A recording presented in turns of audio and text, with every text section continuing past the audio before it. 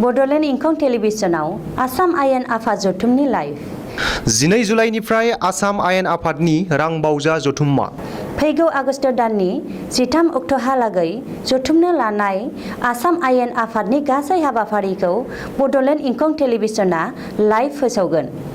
मुंख'नो गोनांदि बड'लेण्ड इंखं टेलिभिजनखौ केबल लोगोसे इउटिउबआव आरो गुबुन गुबुन बिजोङाव टेलिकास्ट खालामनाय जायो। बड'लेण्ड इंखं टेलिभिजनाव आसाम आयेन आफाद जथुमनि लाइभ 12 जुलाइनिफ्राय आसाम आयेन आफादनि रांबावजा जथुम्मा फैगौ आगस्ट दाननि 13 अक्ट'हालागै जथुमनो लानाय आसाम आयेन आफादनि गासै हाबाफारिखौ बड'लेण्ड इंखं टेलिभिजना लाइभ फोसावगोन। मुंख'नो गोनांदि बड'लेण्ड इंखं टेलिभिजनखौ केबल लोगोसे इउटिउब आरो गुबुन गुबुन बिजोङाव टेलिकास्ट खालामनाय जायो। खुलुमबाय, बड'लेण्ड इंखं टेलिभिजनाव आं दैजि मुसाहारि। दिनैनि गाहाय रादाबाव दं। हिमन्त बिश्व शर्माया चरण नार्जारिखौ बिथांनि थैनाय सानाव गोसोखांदों। एनएलएफबिआ सोरखारजों गोजोन सावरायनो ओंखारबोनायखौ बि सावरायग्राया बरायदों। चिरां पुलिसआ गुबुन रायजोनिफ्राय सा 42 गथ'साफोरखौ बोखांदों। सिमनायारि जेंनाखौ लाना आसाम आरो मेघालयनि गिबि मन्थ्रिया जथुमदों। 15 आगस्तनि सिगां खुलिनाय नङा इन्टार डिस्ट्रिक्ट हान्थामेला। राजेन गहायनो केबिनेट आरो डक्टर ननि गपाल महन्तनो रायजोआरि मन्थ्रिनि स्टेटास। एपिएससि लुथिनायनि गाहाय दायनिगिरि राकेश बाला जामिन मोनबाय, नाथाय जोबथेसालियावनो थानांगोन। सानजा आसामाव बांद्राय बिदुंजों रायजो राजानि हालाय हाफाय। बुरलुंबुथुर दैमानि साजों हान्थिग्रा रपवेखौ खुलिनानै होफिनबाय। कामरुप जिल्लानि बक' राजापारायाव मैदेर फालोनि होंगो दोंगो। सनारियाव हाथियारजों लोगोसे 3 नागा थिउरिया हमदों। जम्मु काश्मीराव पाकिस्तान थिउरियानि ड्रनखौ पुलिसआ गावख्लायदों। टकिअ अलिम्पिक्स लाभलिना बरग'हाया प्रि क्वार्टार फाइनालाव।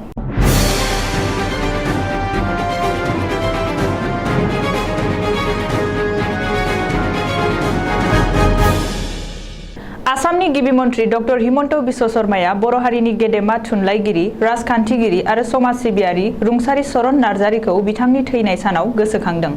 चरण नार्जारिनि बोसोरारि थैनाय सानाव दिनै गिबि मन्थ्रिया गावनि गोर्बोनि सिबिनायखौ बावहरनायजों लोगोसे गावनि अफिसियेल टुइटाराव चरण नार्जारिनि सावगारि शेयार खालामना एरै लिरदों।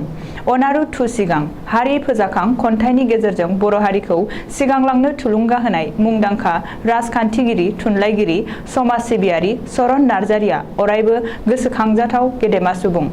आसामनि सासे गेदेमा सुबुं चरण नार्जारिनि बोसोरारि थैनाय सानाव गोसो गोर्बोनि मान सिबिनाय बावहरबाय। मख'नो गोनांदि गेदेमा थुनलाइगिरि आरो बर' हारिनि गेजेराव गिबिसिन राजखान्थियारि सोमावसारनायखौ जुरिजेननाय मुंदांखा राजखान्थिगिरि चरण नार्जारिया 2019 मायथाइनि 23 जुलाइखालि एबा दिनैनि सानावनो जोबथा हां लादोंमोन। बिटिआर गोरोबथानि उनाव हाग्रामायाव थांफिनना गोदान थिउरिया आफाद दाहैनाय एम बाथाया हिंसाखौ नागारना गोजोननि थाखाय सोरखारजों सावरायनो ओंखारबोनायखौ दुंब्रुदै बरायदों बिटिसिनि एमसिएलए आरो मोनसे समनि बारग' एनडिएफबि एसनि आफादगिरि बि सावरायग्राया। क'क्राझार सहरनि साखाथियावनो थानाय बड'फा कालचारेल कमप्लेक्सआव दिनै सिआइएसएफ आरो एनटिपिसिनि बानजायनायाव एनडिएफबिनि केडार आरो सोद्रोमाफोर आरो लाइमोनफोरनो पेरा मिलिटारियाव थिसननायनि आगु फोरोंथाय बादा खुंनाय हाबाफारियाव बि सावरायग्राया बाहागो लाना बाथाया गोजोन सावरायनो ओंखारबोनायखौ बरायदों आरो साबायखर बावदों। मख'नो गोनांदि गोजोन, खौसेथि आरो जौगाथायनि थाखाय बाथाजों लोगोसे एनएलएफबिनि सोद्रोमाफोरखौ गोजोन सावरायनायाव लाबोनो हानायनि थाखाय गिबि मन्थ्रि डक्टर हिमन्त बिश्व शर्माखौबो साबायखर बावो बि सावरायग्राया। बबेखानि बिटिआर गोरोबथानि दफा बादियै बारग' एनडिएफबि सोद्रोमाफोरखौ आसाम पुलिस आरो पेरा मिलिटारियाव थाबैनो थिसननांगौ होननानैबो बि सावरायग्राया रायजो सोरखार आरो मिरु सोरखारखौ खावलायो। गुबुन रायजोआव आसाम पुलिसनि मोनसे जाफुंसार अपारेशन चिरां पुलिसनि दैदेननायाव खालामदों बे अपारेशनखौ सुलुङाव फोरमायथिनाय बादिब्ला चिरांनि एसपि गौरब उपाध्यायनि दैदेननायाव सोनाब बेंगल सिक्किम रायजोनि सिमनायाव लान्थ्रियै सानथाम अपारेशन खालामना आसामनि चिरां जिल्लानिफ्राय लांखारनाय सा 42 गथ'साफोरखौ बोखांनो हादों। बे जाथायाव लोब्बा थानाय सानै एजेन्टफोरखौबो पुलिसा हमनो हादों। हमजानाय सानै सुबुं लांखारग्राया बे समाव चिरां पुलिसनि जिम्मायाव दं। मिथिनो हानाय बादिब्ला बोखांनो हानाय सा 42 गथ'साफोरा गासैबो चिरां जिल्लानि आरो दरथामल' गामिनि। बिसोरनि बांसिननि बैसोआनो 7 निफ्राय 10 बोसोर बैसोनि। सुलुङाव फोरमायथिनाय बादिब्ला गिबि मन्थ्रि डक्टर हिमन्त बिश्व शर्माया गुबुन रायजोनिफ्राय बोखांनो हानाय गथ'साफोरखौ गुवाहाटी खानापारायाव थानाय आसाम एडमिनिस्ट्रेटिभ स्टाफ कलेजाव लोगो हमदों आरो मोगा-मोगि सावरायदों। बे मेलाव आसामनि डिजिपि भास्कर ज्योति महन्तजों लोगोसे CIDनि IGP आरो आसाम पुलिसनि गोजौ थाखोनि अफिसारफोरा बाहागो लायो। आसामनि गिबि मन्थ्रि डक्टर हिमन्त बिश्व शर्मा आरो मेघालयनि मन्थ्रि कनराड सांमानि गेजेराव दिनै मोनसे जर'खा मेल जानानै थाङो। शिलंआव जथुमनाय बे जर'खा मेलाव नसुङारि दरनै रायजोनि सिमनायारि जेंना जेंगोनाफोर आरो बेखौ सुस्रांनायनि बागै गेबेङै सावरायदों होनना मिथिनो हादों। मख'नो गोनांदि बेनि सिगां थांनाय 17 जुलाइ खालि गुवाहाटी नोगोरमायाव बानजायनाय सिमनायारि जेंनानि सायाव सावराय जथुमाव दरनैबो रायजोनि गिबि मन्थ्रिया बाहागो लादोंमोन। बबेखानि दिनै शिलंआव बानजायनाय दरनै रायजोनि गिबि मन्थ्रिमोननि सावराय जथुमनि उनाव दरनैबो रायजोनि मावख'गिरिफोरनि नुजाथिनायाव गुवाहाटीआव मोनसे मेल जथुमबावनाय जागोननि बाथ्रा। रिपर्टनि बायदिब्ला मिरु नखर मन्थ्रि अमित शाहया गाबोन शिलंआव दावबायफैगोन। नखर मन्थ्रि शाहनि नुजाथिनायाव सा-सानजा ओनसोलनि गासैबो रायजोनि गिबि मन्थ्रिया मोनसे जर'खा मेल सावरायगोन। बबेखानि बे जथुमायाव सा-सानजा रायजोनि सिमनायारि जेंना जेंगोनानि सायाव सावरायनाय जागोन होननानैबो सुलुङाव फोरमायदों। फैबाय थानाय 15 आगस्ट एबा भारतनि उदांस्रि साननि सिगां रायजोआव खुलिनाय नङा इन्टार डिस्ट्रिक्ट हान्था मेला एबा मोनसे जिल्लानिफ्राय गुबुन मोनसे जिल्लायाव दावबायनाय।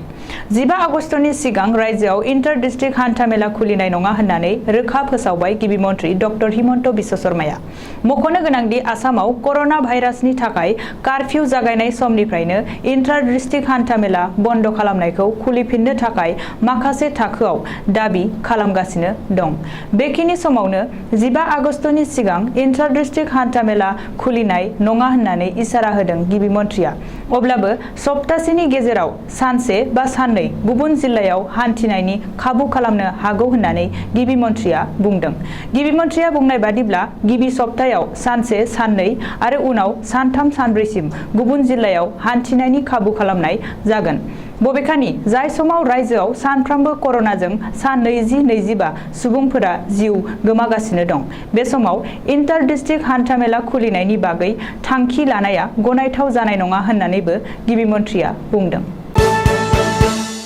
आसाम सोरखारा मिरुनि बारग' मन्थ्रि आरो बिजेपि दैदेनगिरि राजेन गहायनो केबिनेट मन्थ्रिनि स्टेटास होबाय।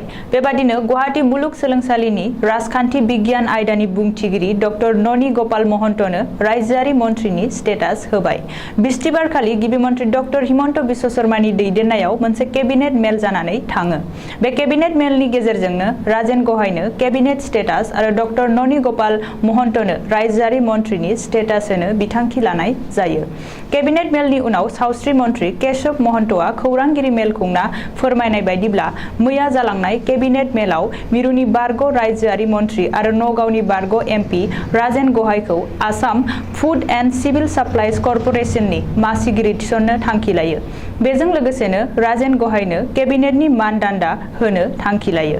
बेबादिनो डक्टर ननि गपाल महन्तखौ आसाम सोरखारनि सोलोंथाइ बिफाननि बोसोनगिरि महरै थिसननाय जायो आरो रायजोआरि मन्थ्रिनि मानदान्दा होनाय जायो। मिथिनो हानाय बादिब्ला मैयानि केबिनेट जथुमाव आसाम सोरखारा सोलोंथाइ, हाग्रा, जल जीवन मिशन, PM कृषि सन्मान निधि आसनिफोरनि सायाव गुवारै सावरायो आरो गोनांथार बिथांखिफोर लायो।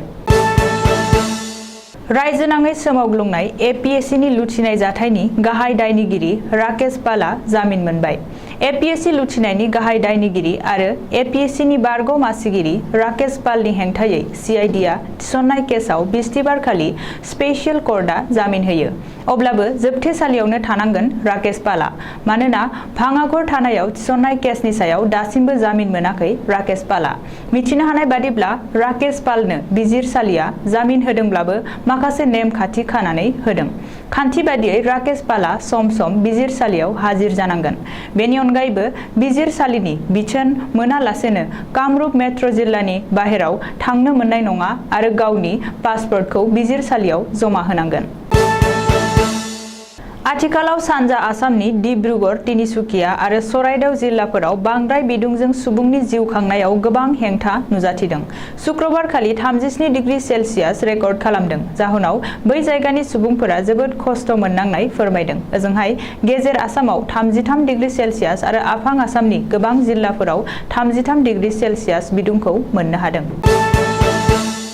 गुवाहाटी सोहोर बुरलुंबुथुर दैमानि साजों हान्थिग्रा रपवेखौ खुलिना होफिनबाय। गुवाहाटी सोहोर आरो साहा गुवाहाटी फारसे थांलाय फैलाय खालामग्रा थामहिनबा बुरलुंबुथुर दैमानि साजों हान्थिग्रा रपवेखौ मैया 22 जुलाइ खालारखालि फिन खुलिना होफिनबावबाय। मख'थावदि कर'ना भाइरासनि गोख्रों बांग्लोबनायखौ नोजोर होनानै बयनिबो सांग्रांथिनि थाखाय बुरलुंबुथुरनि रपवेखौ गोबाव समसिम बन्द' खालामना दोननाय जादोंमोन। नाथाय मैया 22 जुलाइ खालारखालि गुवाहाटी मेट्र'पलिटेन डेभेलपमेन्ट अथ'रिटिआ खुलिनो बिथोन होफिनबाय। बे रपवेनि फिन खुलिना होफिननायाव कर'नानि गासै प्रट'कलखौ मानिना सोलिनाय जागोन आरो हान्थिनाय समखौ फुंबिलिनि 8 रिंगानिफ्राय बेलासिनि 5 रिंगासिम खालामनाय जादों। लोगोसे हान्थिनाय बेसेनखौ बारायना सिगां साफायाव 60 रां लानायखौ 100 रां खालामनाय जादों। कामरुप जिल्लानि बक' राजापारायाव 17 नं हादोरारि राजालामा गुदियाव लांदां फांदां मैदेर फालो थाफैनायखौ नुनानै जायगानि सुबुंफोरा समखिखांदों। शुक्रबार खालि सानथिं बाथिं राजालामा जिङाव गासै मा 7 मैदेरनि मोनसे फालोआ हाग्रा ओनसोलाव थाङालासेनो गामि ओनसोलाव थाफैदों। लामाजों हान्थिनाय सुबुंफोरा मैदेर फालोखौ गिनानै जोबोर गिलुं गिलुं जादों। ओजोंहाय आबादारिफोरा गावसिनि आबादखौ खहा खालामलांगोन होननानै गिनाय फैदों। चराइदेउ जिल्लानि सनारियाव हाथियारजों लोगोसे 3 नागा थिउरियाफोरखौ पुलिसआ हमनो हादों।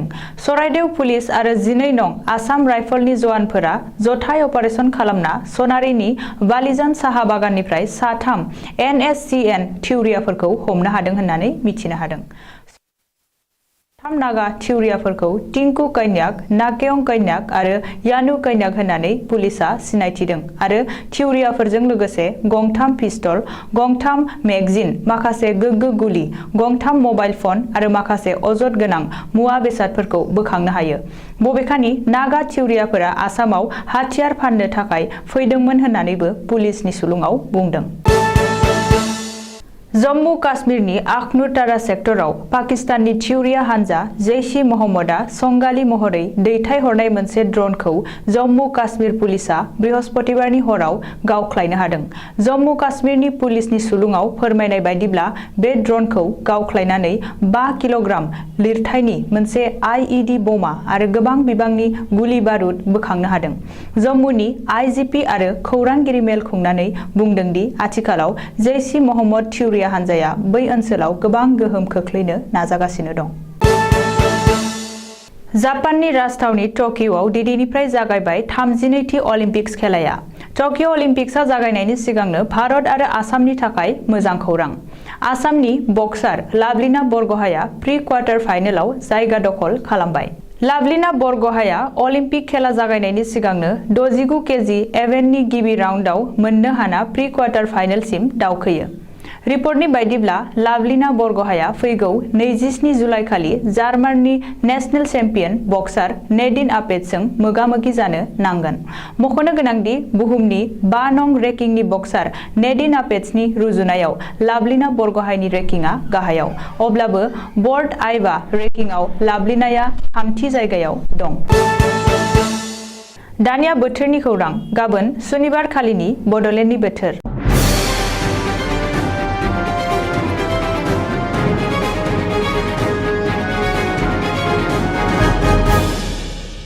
भारतनि बोथोर बिगियानख'नि सुलुं बादियै गाबोन सुनिबार 24 जुलाइ खालि बड'लेण्ड हालामनि अख्राङाव दोमैलुनायजों लोगोसे अखा हानाय आरो सान्दुंबो दुंनो हागौ आरो बोथोरा गुदुं जानो हागौ। बड'लेण्डनि आवथायाव थानाय मोनब्रै जिल्लानि बोथोरनि गाबोननि सुलुंफोरा जाबाय फारियै क'क्राझार जिल्ला गाबोन क'क्राझार जिल्लायाव बोथोरा 34 डिग्री सेल्सियास जागोन। चिरां जिल्ला गाबोन चिरां जिल्लायाव बोथोरा 33 डिग्री सेल्सियास जागोन। गाबोन बाक्सा जिल्लायाव बोथोरा 34 डिग्री सेल्सियास जागोन। उदालगुरि जिल्ला गाबोन उदालगुरि जिल्लायाव बोथोरा 33 डिग्री सेल्सियास जागोन। दिनैनि रादाबा एसेनोसै, गोजोन्थों।